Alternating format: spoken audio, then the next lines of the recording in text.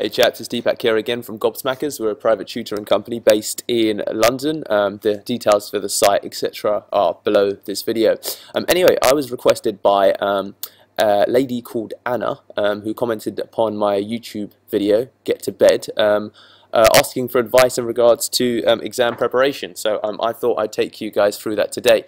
Now, I was actually, well, I haven't got my Skype webcam today, first of all, so I'm using this wonderful tool again, Screencast-O-Matic. I'll do a video upon that in the coming weeks. Anyway, I was looking online actually to see what kind of content does exist out there, and I stumbled across a Guardian top tips for exam preparation, and they've got things such as look after yourself, plan your work, know your examiner, be on top of the practicalities, get hold of recent exam papers, etc. Clock watch, avoid postmortems. This is probably the reason, I think, to some extent, that Anna asked me, because there's a lot of really generic stuff that I find on the internet that's not really specific and doesn't really give you very practical advice beyond the things that you're already aware of. Have a good night's sleep the night before, make sure that you revise properly, and all the kind of stuff that you think, well, yeah, I know that. So here are my tips for how I think you should prepare for exams. Okay. First thing you as students should do, download your exam papers for the last 5 years. Put together a spreadsheet and work out all the questions that have come up.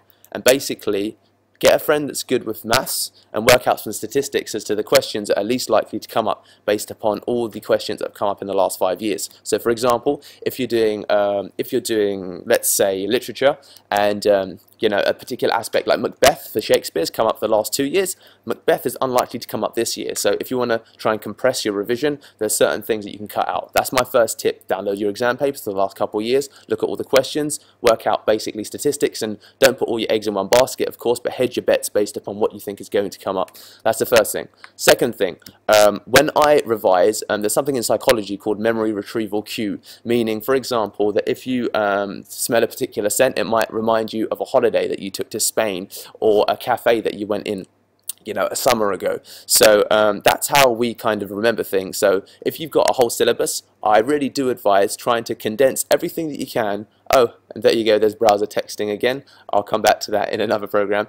If you are revising and you've got a whole syllabus, try and condense everything to one A4 page. I'm being serious. One A4 page, because it will force you to go through that process whereby you'll see the word, for example, Immanuel Kant, and you'll think of the German philosopher. You'll think about all of the things that are associated with him. I've probably got some details there wrong, but that's my second tip. My third tip is that revision and preparation gets really boring. It's one of the struggles that we face. If you can do it in twos, do it in twos. And as I was talking about with the whole thing, you don't know what you don't know, get your friends to test you on different aspects of your exams. You'll quickly discover the areas that you can't answer well, because we tend to shy away from things that we find difficult to answer. And in that, when you do your exam preparation alone, you tend to not realize what you're weak on because you're only doing it alone. So test yourself in pairs if you can. It's my third tip. My fourth and final tip for today, this might sound really silly, but sing or use something using your vocals when you're actually looking at some of the text, because when you're looking at the same piece of paper for the 100th time and it's not going in anymore, you have to try and interact and engage with the content that you've got in as many ways as possible. So of course, people say you need to learn at a semantic level, at a visual level, at an audio level. Singing, for example, is one way that worked really effectively for me when I was studying. It might sound silly, but they are my tips for today. Thanks, guys.